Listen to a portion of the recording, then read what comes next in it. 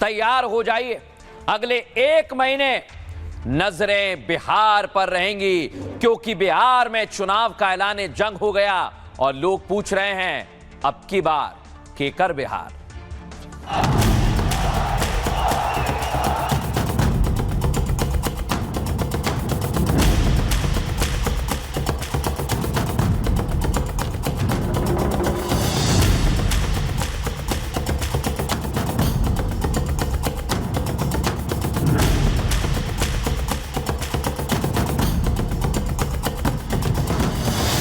चुनाव में हम लोग अपने काम पर जा रहे हैं, तो काम के आधार पर जाएंगे तो स्वाभाविक है जनता के बीच में तैयारी है। बिहार के लोग बदलाव चाहते हैं।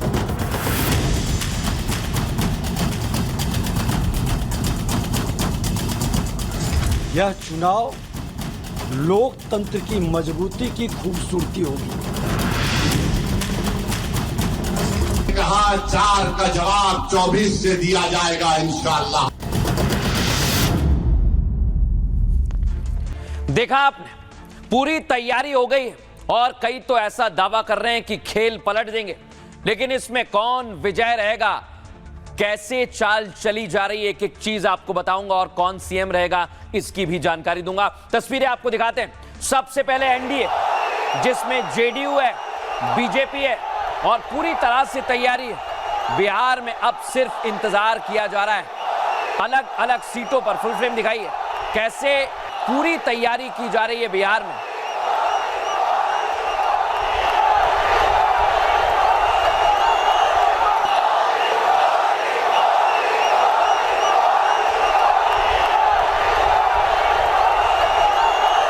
और अब इधर देखिए आप, 2 लड़कों की जोड़ी बताया जा रहा है कि बिहार में खेल करेंगे।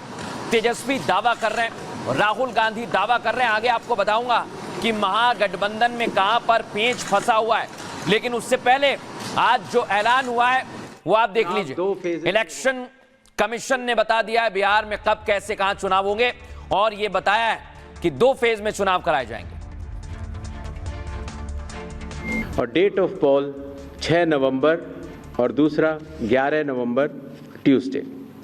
काउंटिंग 14 नवंबर को होगी और पूरी चुनावी प्रक्रिया 16 नवंबर तक समाप्त कर ली जाएगी। अब दर्शकों, एक और जानकारी मैं आपको दे दूं। जो बड़ी बात है वो ये कि अलग अलग फेजेस में चुनाव होने वाले हैं, लेकिन आज इलेक्शन कमीशन की तरफ से बताया गया है 2 फेज, जिसमें पहला है 6 नवंबर और 11 नवंबर। और कहां कहां पर चुनाव होंगे आप देखिए। आपका जिला इसमें कौन सा है?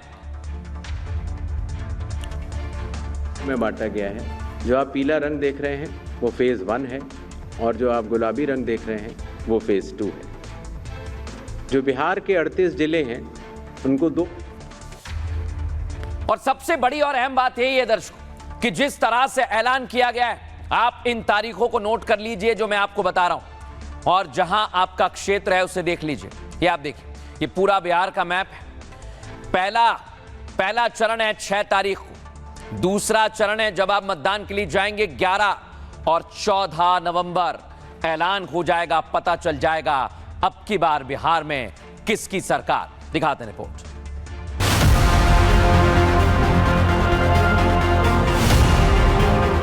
बिहार में सियासत का पारा परवान चढ़ चुका है, चुनावी बिगुल बज चुका है और 2 चरणों में होने वाले चुनाव को लेकर हर पार्टी ने पूरी ताकत झोंक दी है। कहीं गठबंधन के फॉर्मूले बन रहे हैं तो कहीं बगावत की आहट सुनाई दे रही है। एनडीए हो या इंडिया अलायंस, हर तरफ रणनीति बैठकों का दौर जारी है। कहीं सीट शेयरिंग पर माथापच्ची तो कहीं उम्मीदवारों की लिस्ट को लेकर सस्पेंस। इस चुनाव में हर खेमे में गहमा गहमी है। नीतीश कुमार अपने सुशासन के नाम पर फिर मैदान में हैं, तो तेजस्वी यादव परिवर्तन के नारे से एनडीए की टेंशन बढ़ा रहे हैं। लेकिन असली लड़ाई जनता के दिल में है। जनता तय करेगी बिहार में इस बार किसकी किस्मत चमकेगी, कौन सत्ता में लौटेगा और किसका सपना अधूरा रह जाएगा। यानी बिहार का चुनावी रण अब और भीषण होने वाला है।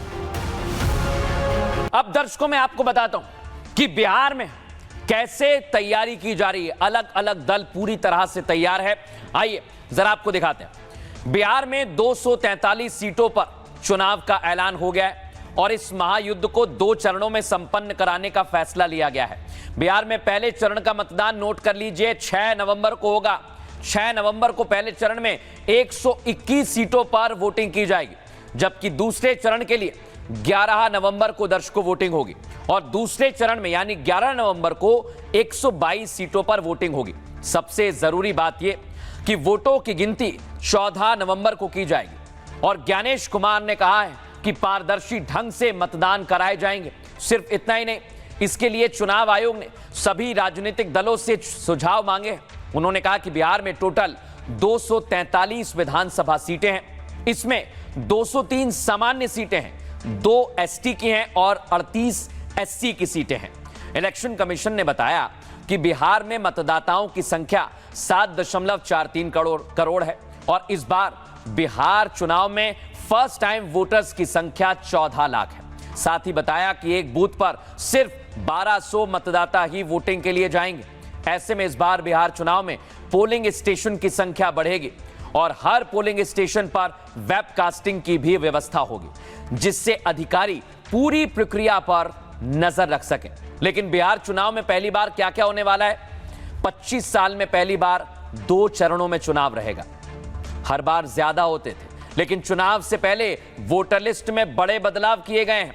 एसआईआर प्रक्रिया में वोटर लिस्ट में 48 लाख नाम काट दिए गए हैं और पहली बार ईवीएम में उम्मीदवारों की रंगीन फोटो होगी। ऐसे सिंबल आपको नजर आएंगे। जन स्वराज पार्टी पहली बार बिहार के चुनाव में मैदान में आई है। तेज प्रताप यादव, लालू के बड़े बेटे, उन्होंने आरजेडी से अलग अपनी नई पार्टी बना ली है। पारिवारिक कलह के बीच तेजस्वी के लिए यह पहला चुनाव है और चुनौती उनके सामने बड़ी है। लेकिन जैसे ही चुनाव का ऐलान हुआ है, वैसे ही एनडीए और इंडिया अलायंस ने दावे करने शुरू कर दिए हैं। सुनवाता हूं आपको। लोकतंत्र के पर्व के लिए तो हम लोग स्वागत कर रहे हैं।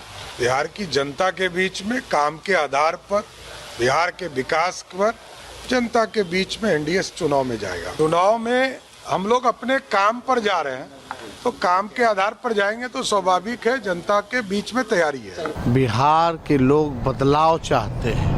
बिहार के लोग जो है त्रस्त हो चुके हैं, परेशान हो चुके हैं और मुख्यमंत्री अचेत अवस्था में। अब बिहार को मुख्यमंत्री गिड़गिड़ाने वाला नहीं चाहिए, जो शेर की तरह दहराए, उस वैसा जो है सीएम जो है बिहार के लोगों को चाहिए। चोर चोरी के खिलाफ बोल रहा है, लूट खसोट बलात्कार। ये अपने बाबूजी से पूछे हैं कि उनके बाबूजी ने चरवाहा विद्यालय खोला था और नीतीश बाबू ने हर जिले में इंजीनियरिंग कॉलेज, मेडिकल कॉलेज खोले हैं। तो जरा इनको देगा क्यों फिर से उचक्कों का राज आने के लिए, जंगल राज आने के लिए। और मुझे लगता है कि इस बार हमारा बहुत ही फ्रूटफुल तरीके से बातचीत हो रही है और हम लोग क्वांटिटी नहीं क्वालिटी पे ध्यान देंगे। पिछली बार बहुत ही कम वोटों के अंतर से हम लोग सत्ता में आते आते चूक गए थे, तो निश्चित तौर से हमारा बेहतर तैयारी होगी। पर हम मानते हैं कि थोड़ी तैयारी में चूक थी, जो इस बार नहीं होगी। सुना आपने, पूरी तैयारी की जा रही है, लेकिन महागठबंधन में पेंच फंसा हुआ है। चुनाव का ऐलान तो हो गया, लेकिन कौन कितनी सीटों पर चुनाव लड़ेगा ये साफ नहीं है। एक तरफ कांग्रेस है, दूसरी तरफ आरजेडी है और दोनों में टक्कर जबरदस्त है। लेकिन एक तस्वीर मैं आपको दिखाता हूं। मुकेश सैनी जो राहुल और तेजस्वी के साथ घूम रहे हैं, उनको सीएम से कोई मतलब नहीं है, लेकिन वो कह रहे हैं कि इस बार डिप्टी सीएम तो मैं ही बनूंगा। लेकिन अभी तक इस समय सीट शेयरिंग पूरी तरह से साफ नहीं है, लेकिन फिर भी दावे किए जा रहे हैं। आइए बिसात क्या कहती है। महागठबंधन में सीट शेयरिंग पर अभी पेंच फंसा हुआ है दर्शकों। किसके खाते में कितनी सीट जाएगी ये अब तक क्लियर नहीं है। यहां तक कि सीएम फेस कौन है ये भी पूरी तरह से साफ नहीं है। इस बीच तेजस्वी यादव 138 सीटों पर चुनाव लड़ना चाहते हैं, जबकि तेजस्वी कांग्रेस को सिर्फ 52 सीट देने के मूड में है। इसके अलावा लेफ्ट पार्टी की 138 के अलावा 35 सीट मिलने की उम्मीद है। तेजस्वी पीछे नहीं हट रहे। साथ ही मुकेश सहनी की वीआईपी पार्टी को मात्र 15 सीट मिलेंगी। इसके अलावा आरएलजेपी और जेएमएम को 3-3 सीट दी जा सकती है। वैसे तो यह महागठबंधन का फॉर्मूला तेजस्वी यादव वाला फॉर्मूला है।